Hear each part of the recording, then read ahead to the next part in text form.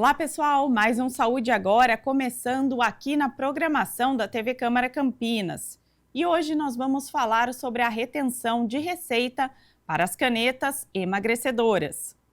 Já está valendo a decisão da Anvisa, a Agência Nacional de Vigilância Sanitária, que determina a retenção de receita para a venda de canetas emagrecedoras em farmácias. A partir de agora, a prescrição médica deverá ser feita em duas vias, como já acontece com os antibióticos.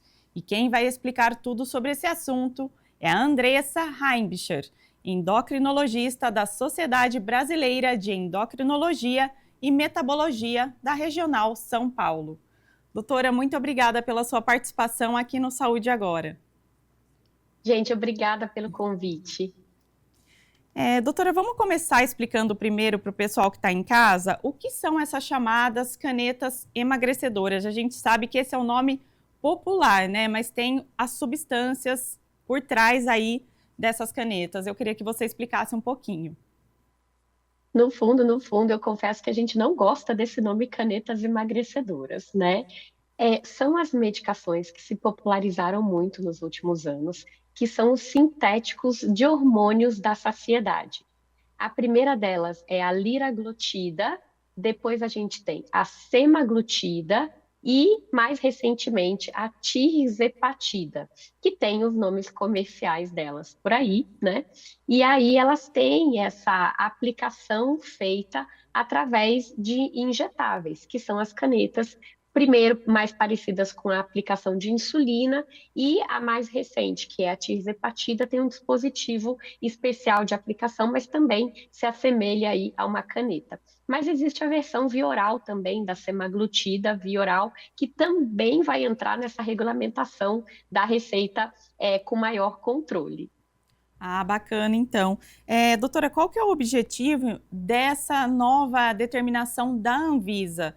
Você acredita que, a partir disso, haverá um controle mais eficaz desses medicamentos? Olha, eu tenho que falar antes que eu sei que as pessoas não estão gostando disso, né? A gente tem que abordar isso, né?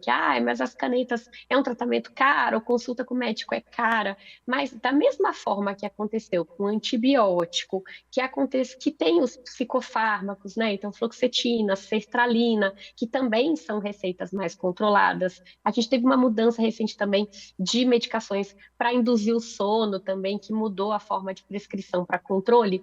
Gente, ter o controle significa ter segurança de quem está te prescrevendo. Quando eu bato o meu carimbo num receituário, que vai ser agora o branco simples, eu estou colocando a minha assinatura e a minha responsabilidade sob o seu tratamento.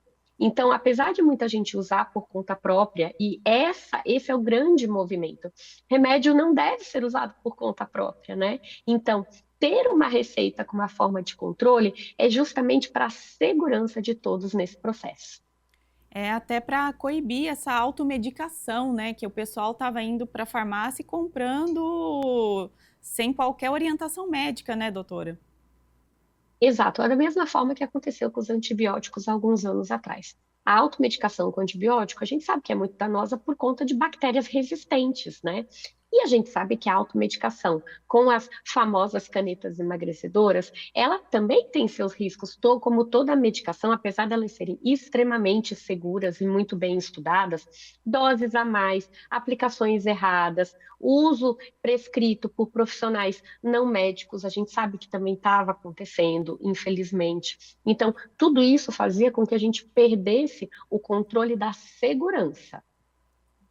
E, doutora, quais são esses efeitos, né? Alguns efeitos adversos que podem surgir aí se essas canetas forem usadas de forma indiscriminada? Então vamos lá. Os efeitos adversos principais são relacionados com o intestino: náusea, vômito, diarreia ou obstipação. Esses são os efeitos adversos mais comuns. O que muitas vezes acontecia é que a pessoa, por orelhada, ouvia, às vezes na rede social, alguém usando tal dose, porque como é uma pessoa leiga na rede social, ela falava das doses, né? Ela fala, as pessoas falam, hoje não dá pra gente esconder isso, né? E aí ia na farmácia, comprava por conta própria, e aí começava a se aplicar. Já tive caso de paciente que depois virou paciente que aplicou por conta própria uma dose muito alta, foi parar no pronto-socorro com diarreia, com obstipação. Teve paciente que teve uma obstipação que ficou, tinha mais de 4 quilos de fezes presas, porque usou uma dose exagerada por conta própria. Então, gente, fazer isso é perder a saúde. E o que a gente mais quer no tratamento correto da obesidade, porque aí o que a gente tem que só separar um pouquinho aqui? O que é tratamento de obesidade e o que é busca estética. Quando a gente fala das canetas emagrecedoras, por que a gente não gosta de falar de emagrecer? Porque emagrecer não necessariamente é tratar a obesidade. Tratar a obesidade do jeito correto é reduzir risco de infarto, de derrame, de diabetes. O primeiro passo do controle do diabetes tipo 2 é o controle da obesidade. E a gente tem no Brasil 6 em 10 pessoas com sobrepeso e obesidade. Então, a gente sabe que aqui no Brasil é difícil a gente separar, mas é muito importante para nós médicos que fazemos o certo, entender que o certo é com receita e o certo é com acompanhamento. Exatamente, e por isso mesmo essas substâncias elas não são indicadas para todo mundo, só para quem tem o diagnóstico de obesidade mesmo, né, doutora? Ou sobrepeso, né? E aí a gente também tem que pontuar que o sobrepeso hoje, em bula das medicações, é IMC acima de 27 com alguma complicação associada ao ganho de peso. Mas a gente também tem um conceito de obesidade e sobrepeso que vem mudando muito recentemente. Porque muitas vezes o paciente tem um IMC dito como normal, mas tem uma concentração de gordura muito grande dentro do abdômen. E essa concentração de gordura aumenta muito o risco de infarto, né? E de derrame. Então, por isso que vale a pena a avaliação médica para dizer, poxa vida, será que você é elegível? Será que a caneta é para você? Será que ela vai realmente te fazer bem? Veio muito à tona nas próprias redes sociais a questão de perda de massa magra, perda de massa óssea, porque geralmente são usos dessas substâncias num curto período de tempo, perde-se muito peso muito rápido, e isso a gente também sabe que não é bom, a gente sabe que existe a possibilidade de fazer reganho quando para sem fazer desmame, e o que a gente quer é que o processo seja corretinho, do começo ao fim, para que a pessoa, no final do processo, saia com mais saúde do que ela entrou. Exatamente. Doutora, até gostaria que você falasse exatamente assim, para quem que essas canetas são recomendadas então? Quais são os pacientes que precisam realmente né, fazer uso dessas canetas, dessas substâncias? Vou te falar em bula primeiro, tá? É o índice de massa corporal acima de 30, que é aquele cálculo que a gente faz dividindo o peso pela altura ao quadrado, tá? Ou índice de massa corporal acima de 27, com complicações associadas ao ganho de peso. No entanto, a endocrinologia, ela é uma especialidade que eu falo que ela está em ebulição nos últimos anos, né? Então, no começo desse ano, saiu uma nova resolução, publicada num jornal científico de impacto mundial chamado Lancet, que mudam-se um pouco as classificações de obesidade. Por exemplo, atletas como eu brinco, como por exemplo o Anderson Silva, né, que tem um IMC alto, mas tem um índice de gordura baixo, muitas vezes eles não são classificados como obesidade mais, e eles seriam pelo IMC. E pacientes com sobrepeso inicial, às vezes 26 até 25,5, mas que tem uma concentração de gordura dentro do abdômen muito alta, muitas vezes eles passam a ser classificados como obesidade. Então, a gente está mudando, mas por bula é isso que a gente tem no Brasil hoje. E a gente sabe que isso está evoluindo nos próximos anos para que a gente tenha uma decisão individual no consultório. Às vezes a gente vai ter aquele paciente com índice de massa corporal mais baixo, mas que olhando na consulta está com colesterol altíssimo, triglicérides altíssimo, tem um risco de infarto e derrame na família muito alto. A gente sabe que essas medicações, notadamente a gente tem a semaglutida, mostrando redução de risco cardiovascular, a liraglutida também, a tirzepatida com estudos vindo por aí, a gente sabe que essas medicações têm benefícios cardiovasculares, né? Então, a ideia aqui é colocar o remédio certo para a pessoa certa. Com certeza, doutora. E queria que você falasse, explicasse um pouquinho como que essas canetas agem na questão da diabetes também e no caso do tratamento da obesidade e do sobrepeso. Então, vamos lá. Então, a coisa mais legal da gente falar para a população em termos de conscientização é que, se a gente quiser mudar o panorama do diabetes tipo 2 no futuro, a gente precisa mudar o panorama do tratamento da obesidade agora. Porque mais de 90% dos pacientes com diabetes tipo 2 são pacientes com sobrepeso ou obesidade, né? Então, as medicações, elas são medicações, elas agem no pâncreas, melhorando o funcionamento do pâncreas, fazendo com que eu tenha uma redução de um problema que acontece chamado resistência à insulina. No diabetes tipo 2, o pâncreas do paciente fabrica muita insulina e o corpo inativa essa insulina, enfraquecendo essa insulina. Então, gera um ciclo vicioso de mais pâncreas produzindo insulina, mais organismo inativando insulina. E aí, com isso, a pessoa acumula mais gordura na região do abdômen, até que chega um ponto que o pâncreas, como uma fábrica, exaure, e aí aparece o diabetes tipo 2. No geral é assim, tá? As medicações, elas melhoram o funcionamento do pâncreas e, claro, elas têm o efeito de redução do apetite. E aí, com isso, mais de saciedade no técnico do que de redução do apetite.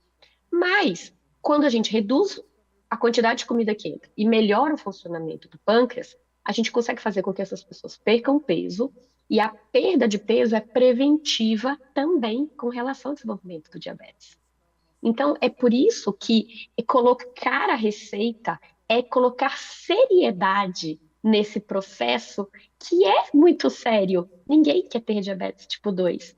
E o pior não é isso. O paciente com diabetes tipo 2 é aquele paciente que tem o maior risco imenso de infarto e derrame a futuro. Então, é olhar para aquele pessoa que não quero que infarte amanhã, não quero que tenha diabetes, tenho que tratar com seriedade a obesidade hoje.